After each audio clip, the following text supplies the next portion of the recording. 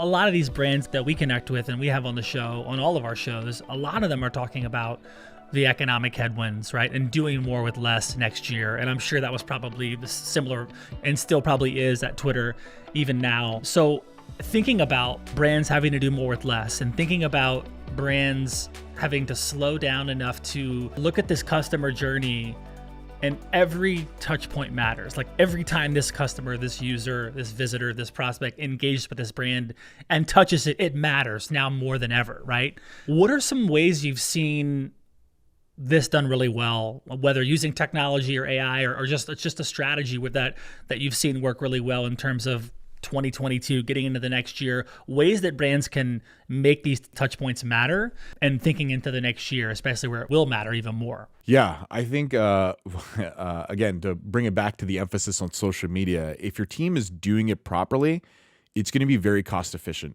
At Twitter, what I helped lead and what I worked on the consumer marketing side is building efforts and marketing campaigns that were socially led, meaning they were completely authentic to the audience.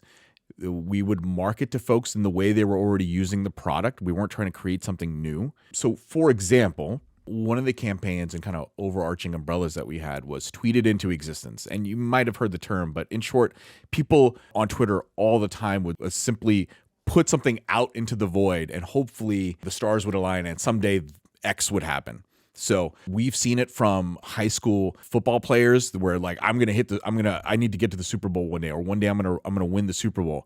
And they've tweeted it and it's literally happened. In fact, we did a whole campaign around the Super Bowl about that. There's people that's like, I'm going to graduate, or I'm going to meet a particular person, or I'm going to, hit XYZ profession, or I'm going to get to some goal. And they do that. So what we would do under this particular campaign is this is a way people were already authentically using the platform. We would identify them and then we would elevate them in some capacity to show the user connection and brand story of this person who literally tweeted it into existence. And there are multiple ways we did that. There would be really high budget ways we would do that. There would be medium budget and low budget ways. So having a wide variety, quarterly, monthly, etc., on ways to do that, use your budget appropriately, I think is a really strong way. A medium lift way we would do that is simply take the tweet, get the user permission, stick it on a billboard, and put it in a high traffic area, right? A low way would be simply retweet it from one of our flagship social accounts and interact, or, work behind the scenes to have our partnership team, get athlete, celebrity, brand, whoever, seed them like, hey, there's this tweet that we're going to elevate, behind the scenes. Maybe you want to interact with it because they're mentioning you. There would be low lift ways we would do that internally. And then there's even high lift ways. Like I mentioned, that, we do the Super Bowl or the Oscars or whatever versions of these.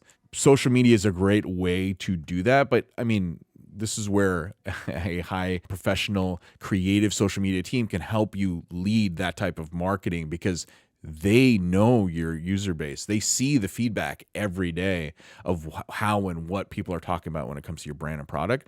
And that's the team that you need to rely on, because again, they are the first touch point in that entire user customer journey and brand story. The tweeted into existence, that was a campaign?